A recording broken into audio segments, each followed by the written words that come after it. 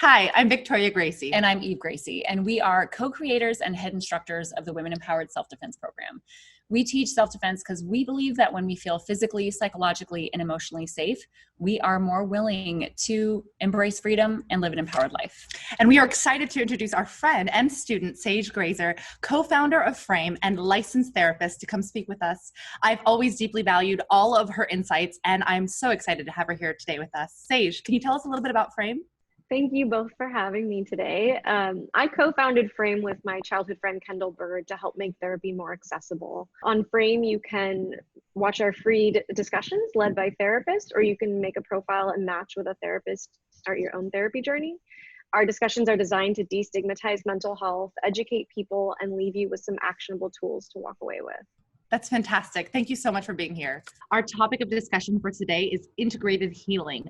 And so what we really want to understand is healing from trauma and how through integrating it with our mind and our body, what that looks like. But even before that, what is trauma? Like, can you define for us what that really is? Yeah, so trauma, it's a broad topic and people use that word a lot. So it's good to start out with a definition. Trauma is the result of experiencing something that overwhelms your capacity to psychologically or emotionally cope in that moment. And in part, that memory is then stored in a different way than the rest of your memories. It's not part of your narrative kind of life story. And that's why people who experience trauma often feel like they're reliving that trauma repeatedly many years later. Also, another misconception about trauma is that trauma means, that it's some big, huge event like a accident or having gone to war, but trauma also occurs on a day-to-day basis, just in your relationships, especially when you're talking about your early relationships with your caregivers. Thank you for that. Yeah, I think that's really important to come into this discussion with that, because some people are not likely to identify with the word trauma. And I think it's important to broaden the definition and the scope of that so that people feel like, okay, this applies to even my life scenario and situations. So as we're talking about integrated healing, how do the body and the mind work together when it comes to healing?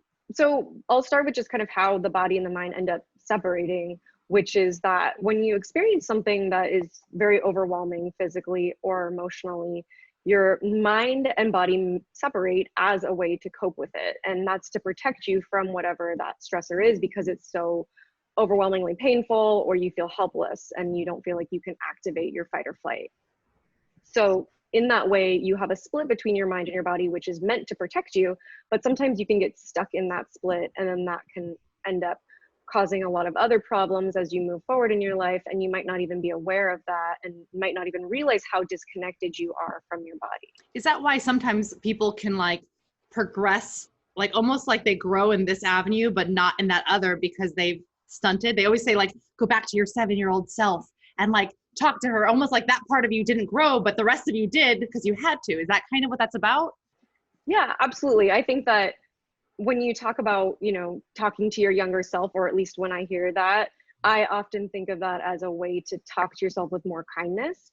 But definitely when you get stunted, or when you have an event early in your life, or even events that are actually, you don't remember them, that's another part of trauma, is that you have events when you're in infancy that you don't remember. So the way those memories are stored is not the way that other memories are stored, and that it's actually stored in your body because you don't have the capacity to use words yet. So you don't even have the language to start forming those kinds of memories. Right. And what are some of the other examples of times when we separate our out of survival? How do we separate mind and body? What are some examples of that, or what does that look like? I think a very common example of the separation between the mind and the body, and the disconnection, the dissociation, is in sexual assault, especially when it is with a non-stranger, and especially when there's repeated sexual assault. And I've worked with a lot of clients who've suffered in that way. But in some regards, you have to acknowledge that separation between the mind and the body is what helped them get through that moment when they were helpless, when they were a child, when they were depending on that maybe caregiver who was abusing them. And that's what got them through it. But then later in life, they have to be able to eventually acknowledge those things and reintegrate the mind with the body. So then in these high threatening situations, what is our system likely to, what are the, because they always talk about fight, flight, or freeze.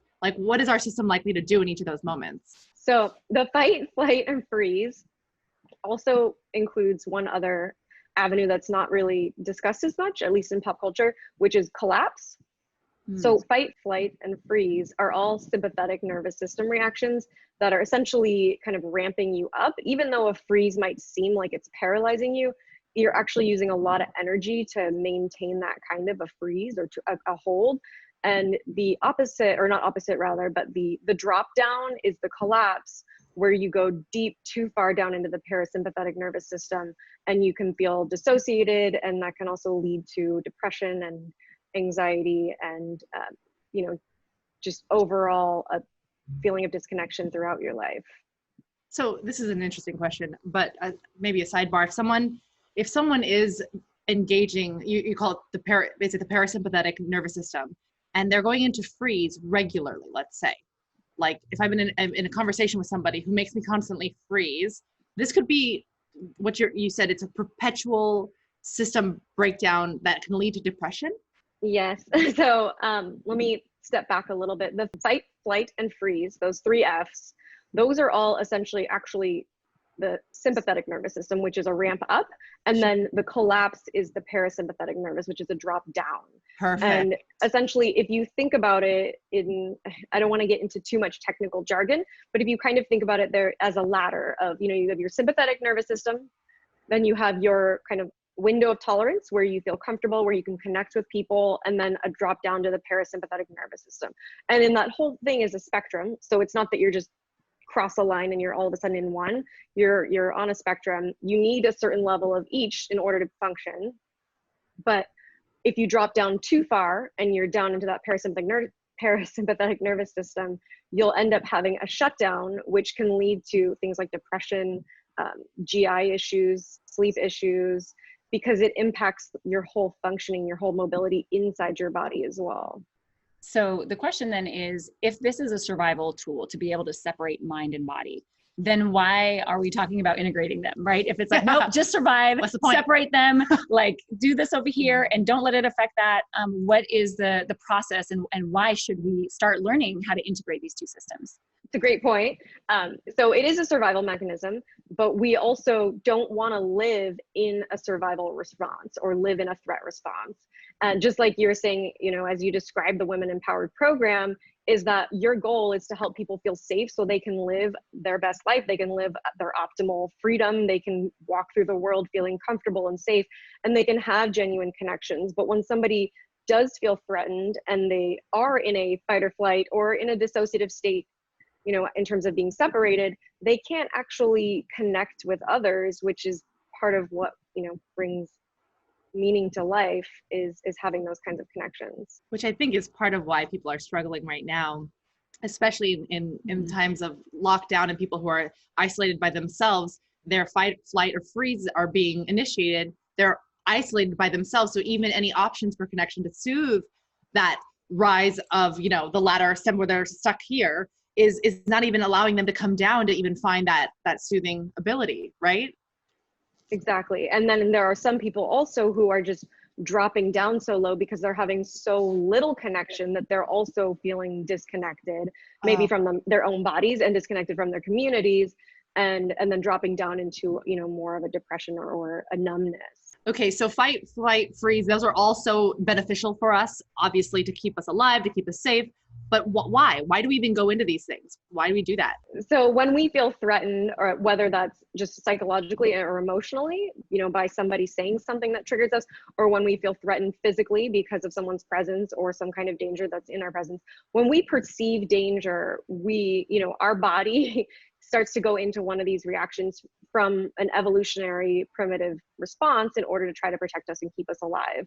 If we feel that we have the capacity to defend ourselves, and be able to fight someone or something off, we can ramp up and go into that fight. If we feel we have the capacity to outrun or escape, we'll go into the flight. And if we don't feel like we have either of those, that we're trapped and that we're essentially powerless, we'll go into that freeze. And part of the freeze response, which is really interesting, is that if you look at it the way that it occurs in other mammals as well, is that when someone freezes or when an animal freezes, it actually decreases the aggressor's energy level. So it causes the aggressor to feel less need to be more aggressive, which is something that I've also heard and learned from your classes, which is why I kind of paused and laughed to myself as I'm feeling that connection there, because it's part of that being able to do the false surrender or just be able to be frozen so that your aggressor will stop attacking you. Yeah, I think about, obviously, like they say, playing possum, right? And so possums do this. This is, I've witnessed it with my own eyes. I'm like, oh my God, it's dead. And then it left, and I was like, oh my God, it's alive. So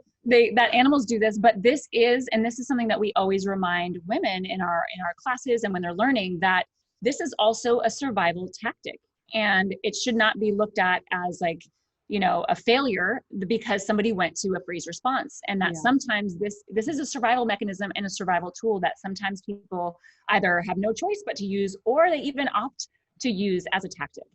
Yeah, or they're primed to use it. Like if you've spent your whole life feeling like, man, I am feeling this or this, I'll just freeze. And it's worked so much for you, then of course it's going to be what comes out of your tool belt, right? Right. Yeah. And that's why also working with survivors, you don't want to tell them, you know, that what they're doing or what their survival function was, you know, something that they want to just disregard and kind of say goodbye to just take that away, because you want to be able to honor that that's what got you through whatever that intense moment was. Sage, I'm so glad you said that, because that's actually what I feel in a lot of even interpersonal relationships. Sometimes we get close with either friends, or we start to become intimate in a relationship with someone, and we start to like see their survival functions pop out as relationship functions, and you go, you do that thing, I don't want to be with someone who does that. And it's very much great, you disengage and you keep trying to find someone who doesn't have these survivable functions that were like rooted in, like, I'll just use my own example. I was raised in a hypervigilant state where I always was making sure everybody was doing a certain thing around me. And my hypervigilance can become really annoying for people, because I'm like, what are you doing? How do you feel? Everything okay? Everything all right? And then people are like, I'm fine, leave me alone. I'm like, no, I'm just making sure you're okay. They're like, go away. But that was what I had to do in my household to maintain homeostasis, to make sure I was doing everything okay, that everyone's needs were met. And now in relationship, that can come out as different things, but people look at those functions as huge problems rather than having sympathy and compassion and going, wow, what kept you safe, alive, and having healthy relationships your entire upbringing is what you're bringing into this. It may no longer be needed or serving us now, but we can shift together rather than just being like, something's wrong with you, go get help, you know? Like, it doesn't have to be this push away, and that doesn't mean I should throw it on anyone either. But I love that you say it was something I needed for my survival as a child. And I'm sure many people who are watching this have something that they go, I know that one thing about me that maybe they can lower their own personal shame about. Maybe they can let go of the guilt that, like, that served them for so long. Why would we want to, you know, shame ourselves for that? Yeah. And then I imagine that the question is, first, to not shame ourselves about this, because this was survival. Like, this is why we got to where we are today. Yeah. But then really questioning and saying, how is this serving me? How is this continuing to serve me? And do I still need it? Or am I safe? And this comes back to safety, right? This comes back to the core of why we do what we do. The core of what we're talking about is that at the end of the day, when we feel safe, we don't need to be fight, flight, or freeze, or, you know, it's hypervigilant. We can actually have a moment to connect and to engage with others. Or expand. Yeah. At our most core level, we have a need to feel safe.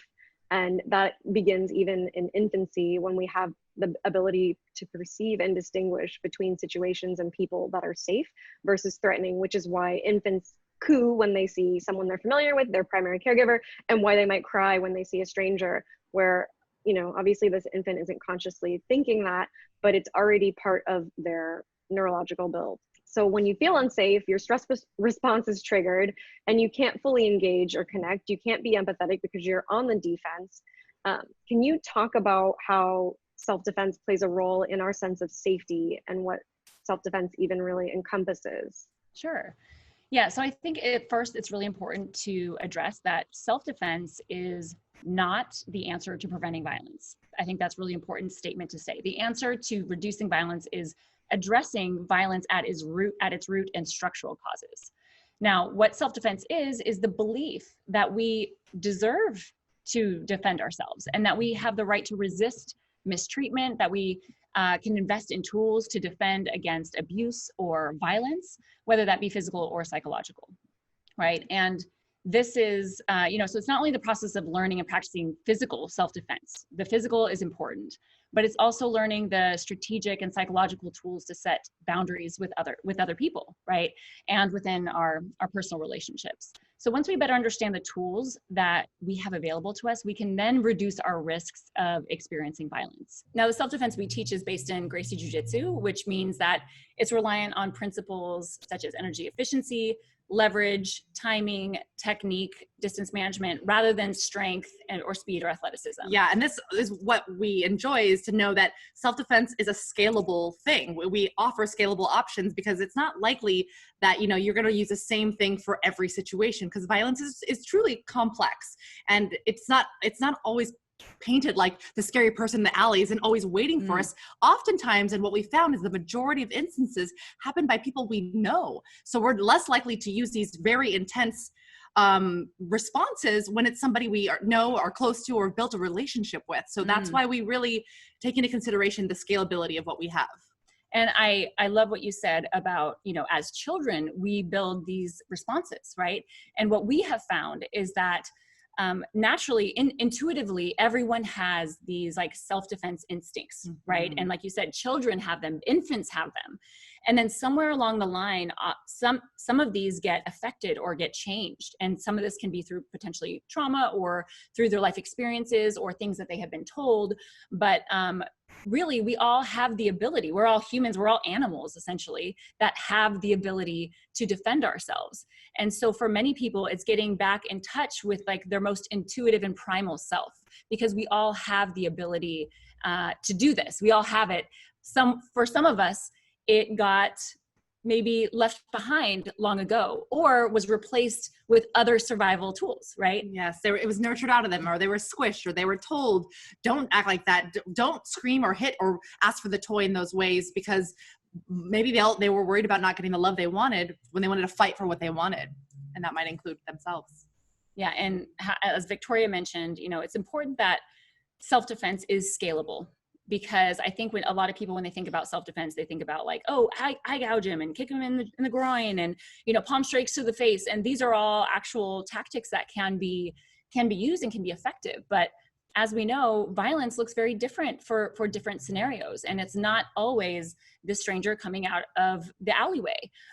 It can be our significant other. It can be a boss. It can be a coworker. It can be a colleague. Yeah. And so it needs to be able to address all of these different situations with scalable options. Some of these are verbal assertiveness. And then others are boundary setting. Just the idea of boundary setting is so important when it comes to self-defense, and it comes to survival, really. Or even de-escalation, or not, any kind of non-violent attacks in general. I think with boundary setting as well, it's something that we have to use in our daily life in every situation, whether it's even a threat or not. And that's something that I think when I watch your Women Empowered live streams, I always feel validated, because I'm like, oh, I'm, my boundaries are valid. The person who is benefiting from crossing my boundaries was telling me that I was crazy for having boundaries, or was telling me that I didn't deserve this, or why am I overreacting? And then to be able to hear it from other people and also learn about it in textbooks as well, and be able to understand that, no, this is actually somebody benefiting from violating your boundaries. And these are things that you have to have in every relationship and in every situation. That's exactly right. And what we find is that it's almost easier and more palatable to start thinking about violations in the most gratuitous form. Right. So somebody, again, a stranger, some guy coming up and in a parking lot and attacking us physically, everyone goes, oh yeah, I should defend against that. I will defend against that. And then when their body learns how to do that, they go, yeah, I can defend, I can fight against that. That is wrong. And then once their body has kind of learned these techniques and this idea that I'm not okay with that, and I have an ability to resist that, then the question is, what other forms of violations are happening? And it's like, once you kind of do it on the most gratuitous level and the easiest to absorb, that level where you go, oh yeah, I would stand up to somebody who's trying to physically hurt me. Well, would I also stand up to somebody who's trying to psychologically manipulate me or try to emotionally abuse me? Would I set those same boundaries? And so that's when, you know, this self-defense, which again starts maybe in the physical. And this is why this conversation is so exciting for us, because we see how it's almost like you can kind of come at it from both ways, but it's almost like when you're tell your body something, hey, fight for yourself, fight for yourself, fight for yourself. And then when you see, hey, how does this manifest in other ways? And what other ways can I fight for myself? Yeah. And we see this through boundary setting, and not just with strangers, but also with people that we know. I actually remember when I first had my child, someone told me, try not to do things to your child, but with your child. And I didn't understand the separation for a while. I was like, what do you mean? I'm changing their diaper. Like, no, change it with them. Because otherwise a child will grow up in their life just feeling like the world is happening to them, that this happens to you. They become very numb to the idea that I'm going to put your clothes on for you, push you in the car, buckle your seatbelt. Everything is happening to them. So as we get older, like we really become almost, and I don't like this word, but it's the best one I have right now, but groomed to the idea that when people maneuver me, manage me, touch me, position me in different ways, this is just what parents have done to me my whole life, so I'm okay with it. And that's something that when I first take any woman in our class and I say, hey, just tell me no. Just look at me and tell me to stop. They're like, they don't even feel like they can. They don't even feel like they could say, no, don't touch me that way. Or please stop pushing me. They won't even say stop. Do you understand? And so it really took me a minute to like retrain my own brain to go, oh my gosh, all of us since infancy have been having adult humans manage our bodies for us. So it only makes sense that only when it gets to the gratuitous nature of he's trying to hurt me will I, only when we feel powerful enough or the stakes are high enough will I fight back to that point. But when it's not that crazy, or if it's our significant other, maybe wanting to have sex in a moment that I don't want to, I don't feel like I can say no to that. And it's because, we're just here and he wants it. So, so we falter.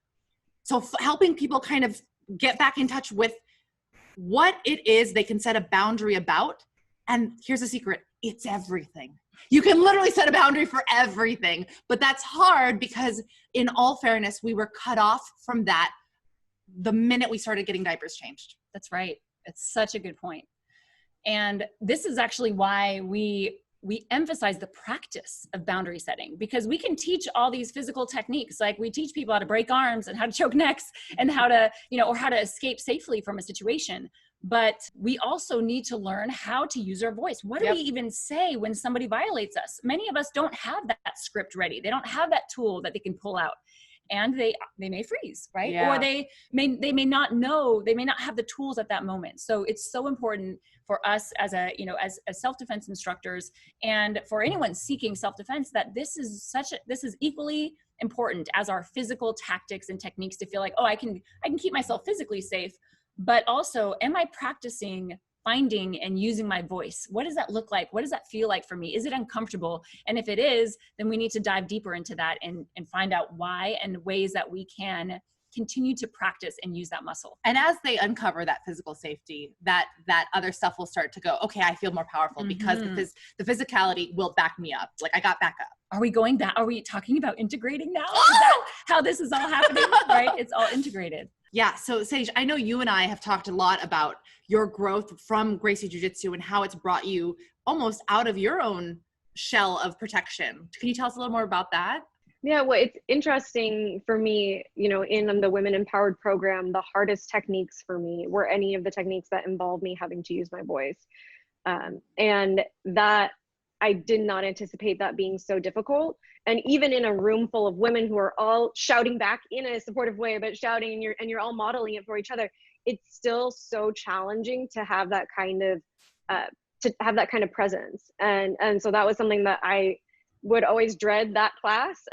But knowing that I dreaded it, I knew that I had to do it. It's that kind of, okay, if I'm avoiding something, that means that I need to do it even more. And so for me, that was such a huge part of the Women Empowered. My experience in the Women Empowered program was finding my voice and being able to stand up for myself. Okay, I want to ask about that then. Was it more you when you spoke and like having them hear you yell? Was it you didn't want to be heard, or was it women are yelling in here and you weren't used to that or being allowing of that? For me, it was that I didn't want to make noise. Like I didn't want to take up space. I didn't want to make noise. And I felt like a fraud when I was saying the words. Wow. And part of it is you have to practice saying them. Like you said before, it's if you don't even have the language, you know, or if you don't even start trying to say them, even if it doesn't feel natural at first, or even if it feels difficult at first, if you don't practice saying no or stop, or using those kinds of words and being assertive, when you really need that, how are you going to be able to put that into play? I can really identify with that, Sage. And honestly, in my journey, this was also the hardest part for me as well. And we have both talked about the fact that we're both kind of people pleasers at, you know, by nature. By and nurture. So, and yeah, and by nurture. I'm gonna call it by nurture. Yeah, by both. We'll say. Yeah. But yeah, and so how really for me, having a script was so helpful. Having, okay, what's my go-to, right? Because it's not just like, it's not going to flow out naturally. And so many times we have these experiences where something happens or somebody violates you or says something and you go, and you freeze, right? Like we're talking about, these happen and you go, what do I say to this? Or how do I address that?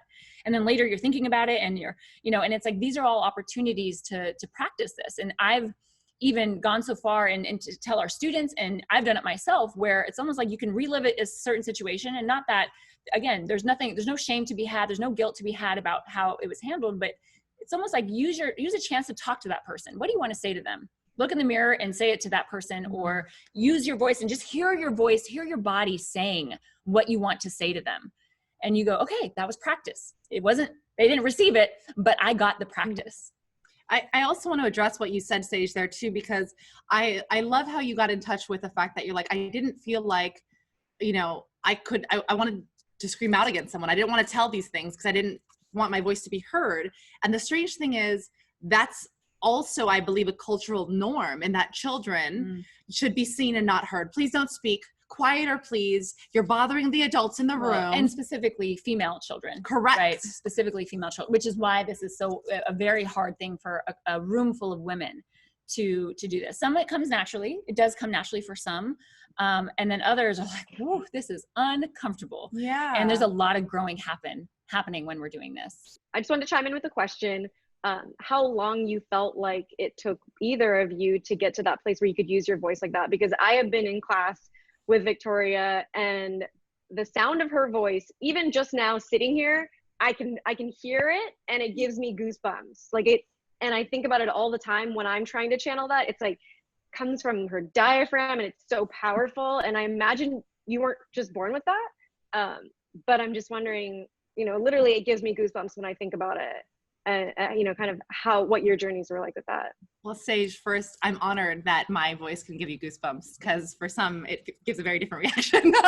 But thank you. I want to validate that, you know, what I'm hearing you say is that your journey is both inspired to have that vocal, like, boisterousness, but also that you feel like, man, is there a timeline at which I could get to feel that comfortable, right?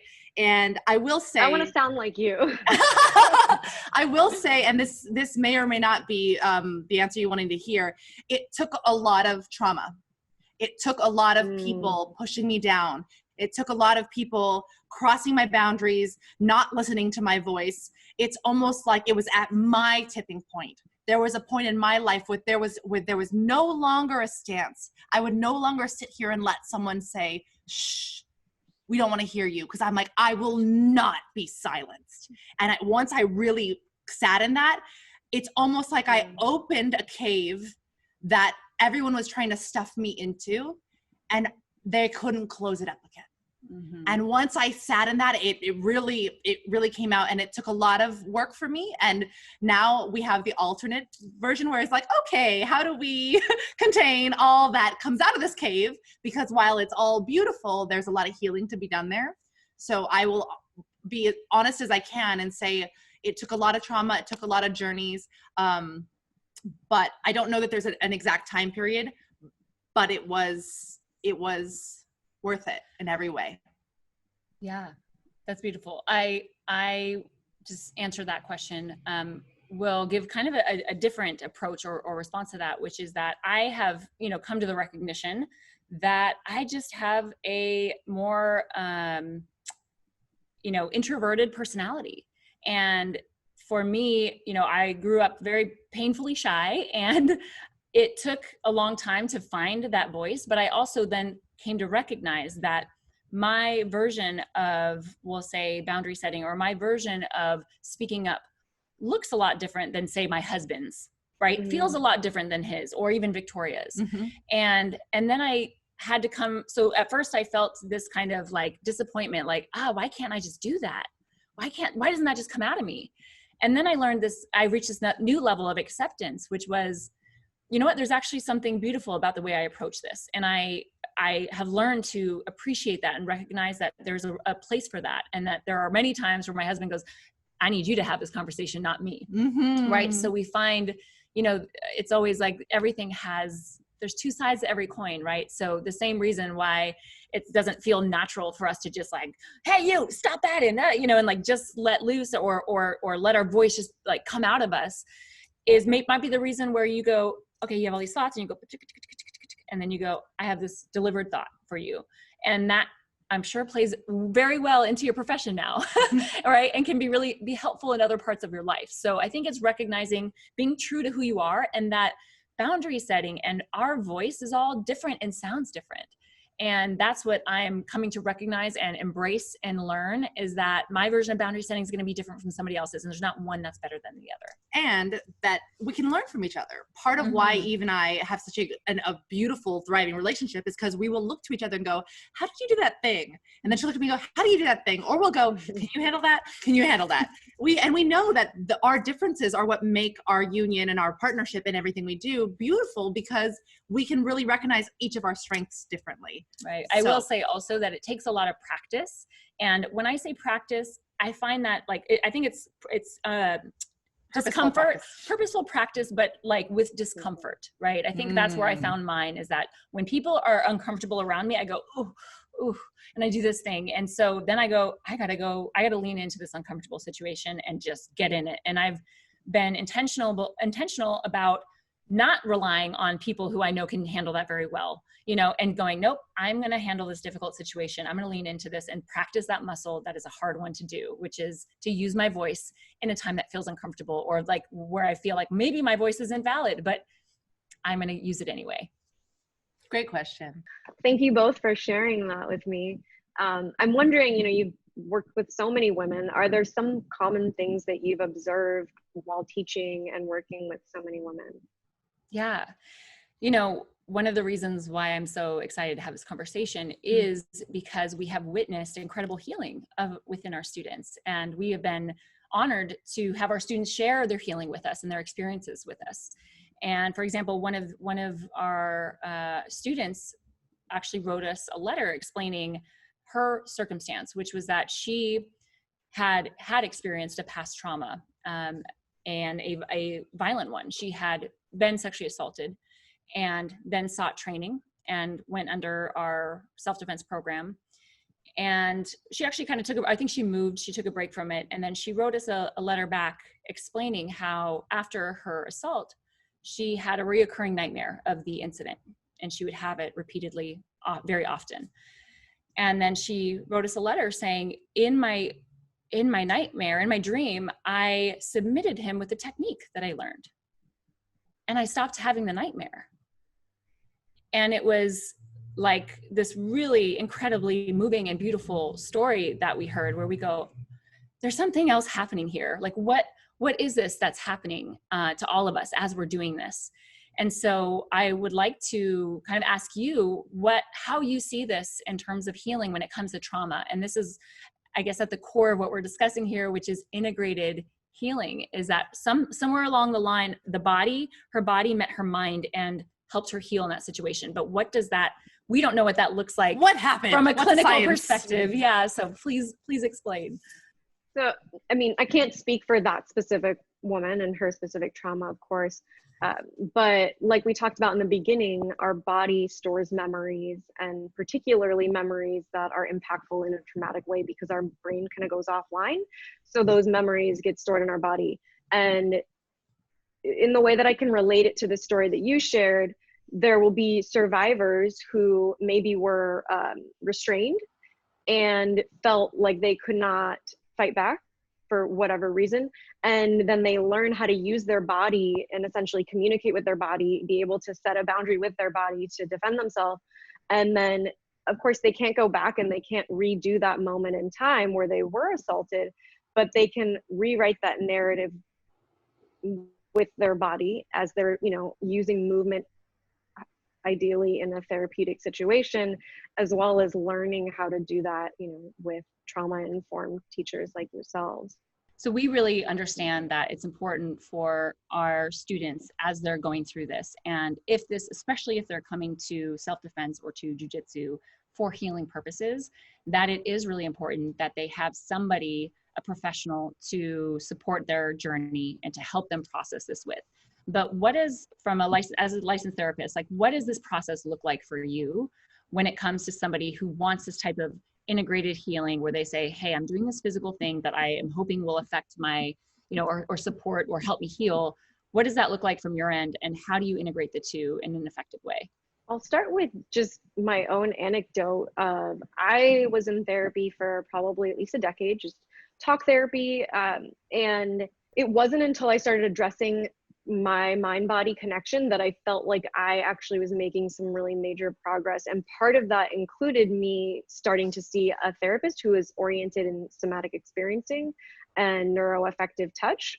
But also part of that was me starting to learn jiu-jitsu and learning to use my body and express myself in ways that I had not been familiar with, or that I had felt I was not really entitled to. And so I think that those words that you used, the somatic, and then there was another therapist, something. Yeah. So there are many different types of therapy. Traditional therapy, or the way that therapy kind of began, was talk therapy, and it was psychoanalysis, and you laid on a couch and somebody sat in a chair and you didn't look at each other. And that was a very rigid way of doing therapy. And now there are many different other ways to do therapy that have integrated, you know, the body as well. And one of those types of therapy is called a somatic experiencing. And somatic just refers to the body. And part of it is, you know, what we've been talking about with getting these body memories, and then also completing movements that have been stuck. So in some ways, like as we were talking about before with the freeze or collapse, your fight is kind of halted. So for example, with the story of the woman who was assaulted, her fight, maybe she was fighting initially against this person and her fight was halted for whatever reason. Maybe she froze, or maybe she was restrained, and she wasn't able to complete the action and release that tension. And so that's something that goes on in somatic experiencing therapy, where you're able to identify what types of body movements are needed to release certain types of either traumas or tensions that you're holding within you. Wow, that's incredible. So essentially somebody who kind of felt or was experienced like a very specific physical threat or situation, if their body can kind of finish carrying out that in a different way, or in a more like effective way, we'll say, or way that they wanted to, then that can be a healing process for them. That's incredible. So that is where, and that's often where we see that, you know, and we are very careful not, you know, for a woman who says, hey, I was in this situation and I want to know what to do, you know, if that, for that specific situation, we're very cautious about just jumping right in and be like, here's what you could have done. Because again, we have to honor everyone's tools and everything that they did in that moment to survive. And so we're very cautious about kind of showing them what they prescriptively something different now. Right. Yeah. So what we try to frame it as is like, this is another tool that can potentially be used. And it sounds like this is even a tool that can be used again in their dreams, in their somatic, you know, therapy, or something just for them to go, oh, I've got another option there. I've got another tool. Should this ever happen again? Or in my mind, just understanding Like, it's like when you get stuck on something and you never have an answer or never have like it can really frustrate you, and I feel like get you stuck. Yeah, there's something that in the dance world, where as former dancers, still dancers, we we learn choreography in our bodies, right? And we memorize them in our bodies. And the biggest test for us before I go on stage, that would be to close my eyes and ask myself, can I still do this routine without moving 1 inch of my body? And that's how I knew I was ready for a 2-hour long show, because I could close my eyes and hit every pop, pop, pop, pop, pop movement, because I literally have connected all that was happening up here with all that was happening out here. And I mean, that's just a lot of information for us. But, Sage, I was wondering, and I don't know if you're familiar with it because I haven't read the book yet, but someone keeps telling me to read the book, The Body Keeps Score. And when I hear that name, I don't even know the book. And all I can say is something's keeping score. There's a reason why my shoulders are up here. My bodies are tense. Yeah. Our abdomens get tight in certain situations. Like, do you know anything about that mentality? Can you explain a little bit about that? Yeah, The Body Keeps the Score is by Bessel van der Kolk, and he also contributes to a lot of this somatic awareness, again, of these body memories and the ways that trauma is stored in the body. And just like you described, being able to run through the whole choreography in your mind, imagine that being and that's a procedural memory that you have of this whole choreographed dance. But imagine if that was a trauma or an experience of a physical trauma or an assault that was still running through your mind. And so being able to release that is part of addressing those body memories. And as I was kind of touching on before, when you're in a fight or in some kind, again, whether you even initiate actually fighting or you go straight to freeze, but if you're in a fight, your response is kind of getting thwarted and just stopped. And animals in nature, when this happens to them, like the possum, for example, when they come back online, they actually have some kind of release. And it's usually like a trembling or a shaking or even a convulsing or some kind of, honestly, like shaking it out. And that's partly what we'll even do in some somatic therapy, is be able to get in touch with those types of release movements. Wow. Because it's kind of frozen in there. And so that's why animals in nature, can get attacked. Maybe they freeze and the predator leaves and they pop up and they shake it off and they run off and they're not traumatized. That animal is going back to living how they were. But So that's when people say shake it off, that's what they mean. Shake it off, right? Shake it. Exactly. It's shaking it off's a real thing, to be honest. That's so fantastic. And it's also waking up that freeze response, because being frozen is being, you're paralyzed. So even if you're just starting, okay, start with just touching your legs, start with just moving your feet, start with just, okay, let's stand up, just start wiggling your body. And even if it feels silly, it's something that you can actually do that has real therapeutic value. Okay, so then I want to ask, because obviously from our perspective, we take women in and we invite them to the mat and we start with the very gentle wrist releases, or we attempt to like bring them in and go basic and to then get more intense as they start to become more comfortable with the movements. But when it comes to this integrated healing, would you suggest anyone who isn't necessarily practicing martial arts with us or is just getting into this kind of therapy and expanding themselves, do you think that they should start with like memories that are maybe a little more gentle, or can we just go straight for the jugular and be like, that one crazy thing, I need to get that out? Or, because for me, I could be like, yeah, that one time my mom yelled at me, let me put myself back in the position. Now I can compassionately, with some nonviolent communication, say this. Like, what would you ask them to do first, almost? Well, I think first you want to build up your positive resources, your coping skills, because before you start to awaken that trauma or address it, you want to know that you have the ability to self-regulate or co-regulate with a therapist or with a safe person, and bring yourself back, because you don't want to re-traumatize yourself.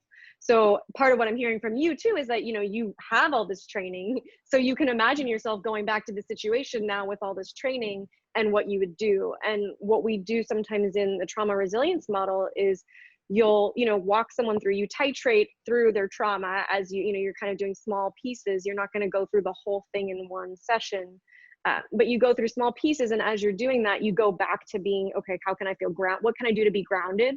How, like, either using a grounding technique or using a resource, which is having a mental image of something that feels positive or neutral. And you're not going to go kind of one of the analogies they use is, I'm not going to give you an apple and tell you to eat the whole thing in one bite, right? Like I'm going to give you an apple and you're going to take a bite, and maybe you take 2 bites and then you put it down for a week or a month, and then you pick it up and you take a couple more bites, but you're going to choke if you try to eat that whole apple in one bite. So I wouldn't suggest kind of going for the jugular of it, but it's having those tools to be able to use them when you do start to address the trauma. That's great. That's so insightful. Yeah. And investing in those tools, and even knowing what those tools might look like. And that's why for us as instructors, and also people who certify teachers to teach this, it's really important that we teach it in a trauma-informed way, so that all of our students feel that everything is at their pace, right? If they need to take a bite of the apple and walk away, or maybe leave and then come back next week, that's okay. And it's just important for anybody out there who's saying, you know what, maybe this would be a form of this integrated of healing for me, where if I have this and I have a therapist to support this, that you make sure that the physical part, right, is also in an environment that's going to support this type of healing, and be aware of that, and be able to kind of, you know, support you and hold space for you, and recognize that this is not just, all right, you go fight that guy over there and good luck, you know, like that's not the way to start this. And so it's really important that, you know, not all self-defense programs are, we'll say, trauma informed. So it's really important that if anyone who does want to do this, just like it's important to find the right kind of therapist and support on that side, it's also important to find somebody who can support your healing in a positive and constructive way at your own pace. Yeah. And I would be curious, because I know that there's a lot of students that might come in here going, yeah, I came in here for vengeance, really. I'm here to learn techniques, to go to all of the guys that I know and to get them all back. And that, I think, is a misconception for a lot of people for healing, that they need to basically have, is the word revenge, right? Like that's what they want, revenge. We don't really get that much when women come in. So part of the healing process is just empowering themselves again. So when people come in here, if they're looking for revenge, maybe there's other work to be done. Right. Yeah, I would say so. If they're coming in looking for revenge, they probably should look at themselves first. Yeah, and I love that you said that it's possible that somebody could start this journey and re-traumatize themselves. So how does somebody kind of, you know, find those positive resources, and like you said, those helpful resources? You say, okay, I'm going to embark on this healing journey, but before I do, I need to learn how to self-regulate, or I need that kind of support. So what might somebody look into beside a licensed therapist, right? Which I feel like is so important, and why your service that you offer is so important. But what are some other kind of tools that they can say, here's some tools I need to invest in before I start this process? Before you start the process of working on your trauma? Yes. Yeah. I mean, I think finding the right therapist is a huge part of that, and understanding that there are many different types of therapy, and therapy looks different for everyone. And in the same way that learning to use your voice looks different for everyone, you know, your therapeutic journey is going to look different, even if you've had a similar type of experience and you're going to process a similar type of experience, your therapy will look different.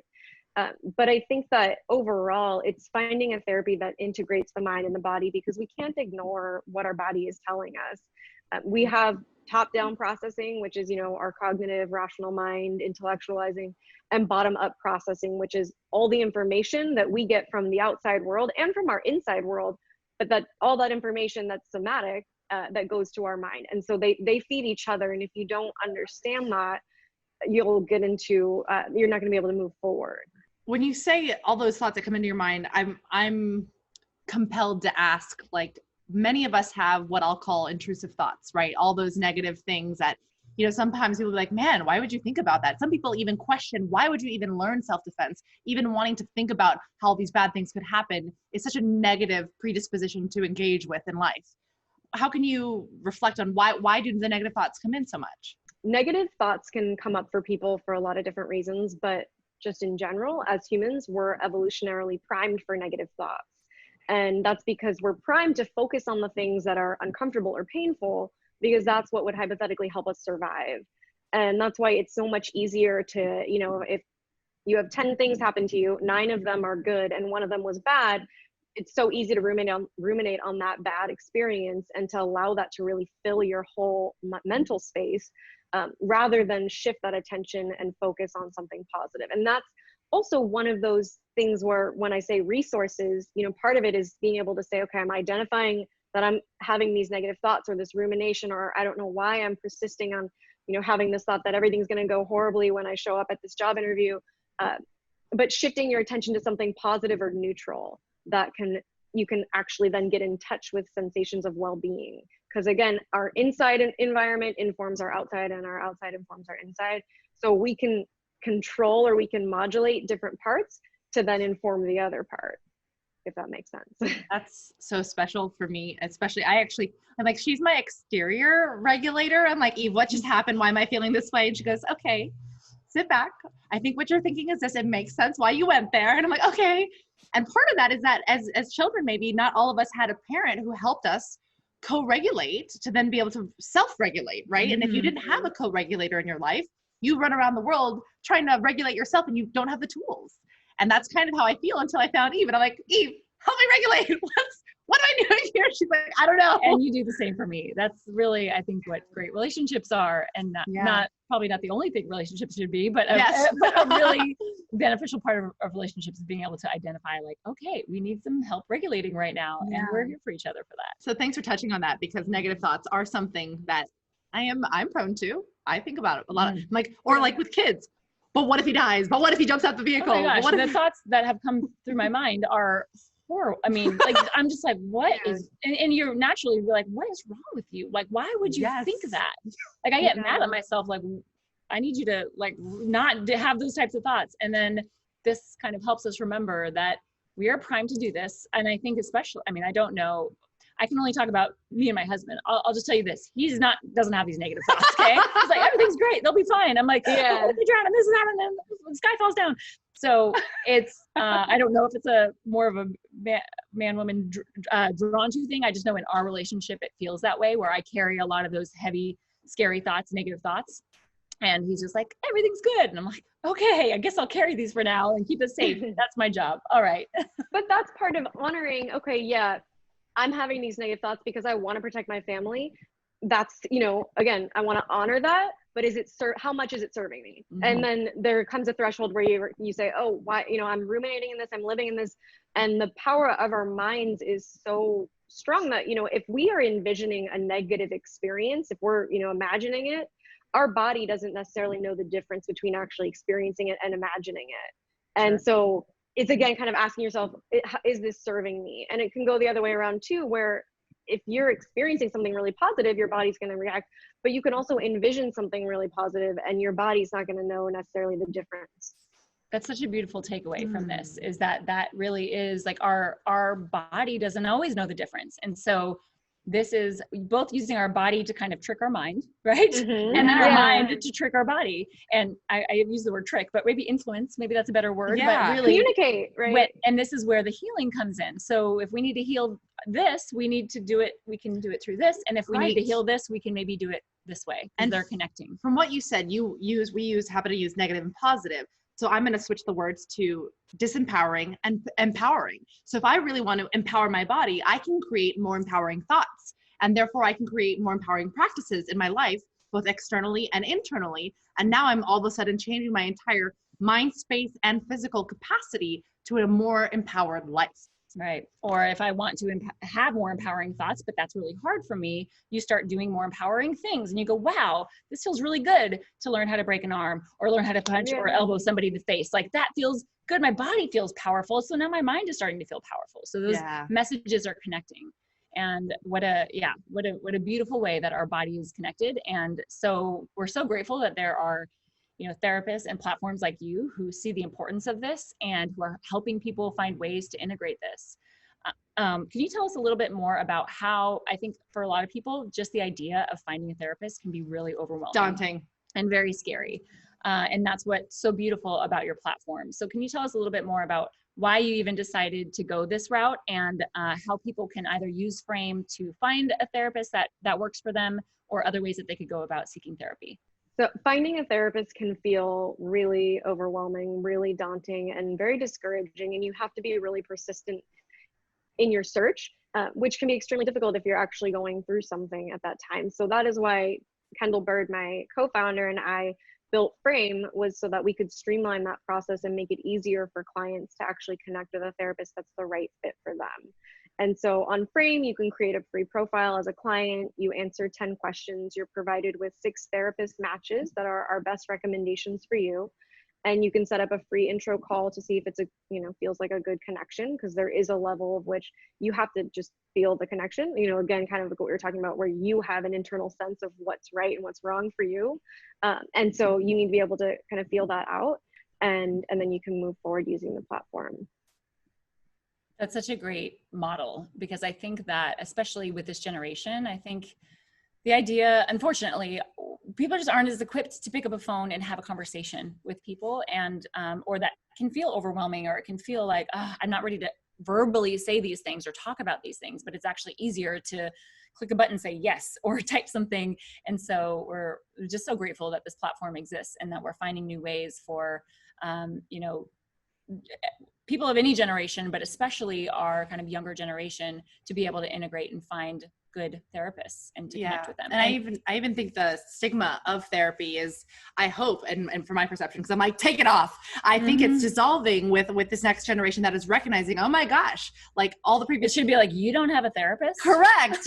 And this makes it accessible, so easy to do, easy to get, which I know for myself, I've had to go in person, like, let me not age myself. It wasn't the yellow book completely, but I had to search numbers, go to people's offices, and endure the hour with them, pay for it regardless, to even see if we'd be a good fit. So the fact that you created something that has such an efficient way of going, what are you looking for? What is this about you? All right, why don't you try, these are the suggested ones based on what you're saying.